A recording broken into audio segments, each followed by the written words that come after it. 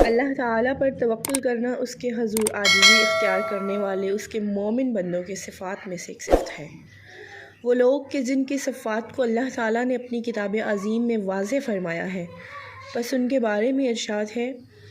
انما المؤمنون الذین اذا ذکر اللہ وجلت قلوبہم واذا تلیت علیہم آیاتہ زادتہم ایمانا وعلی ربہم یتوکلون۔ بس ایمان والے تو ایسے ہوتے ہیں کہ جب اللہ تعالیٰ کا ذکر کیا جاتا ہے تو ان کے دل ڈر جاتے ہیں، اور جب اللہ کی آیتیں پڑھ کر ان کو سنائی جاتی ہیں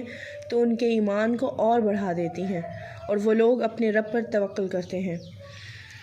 توکل ایک عظیم عبادت ہے جس کے ذریعے اللہ تعالیٰ کا قرب حاصل کیا جاتا ہے، اور اللہ نے نبیوں، رسولوں اور اپنے مومن بندوں کو کئی موقع پر اس کا حکم دیا ہے، جن میں اس کا یہ فرمان بھی شامل ہے جو اس نے اپنے نبی محمد صلی اللہ علیہ وآلہ وسلم کو دیا ہے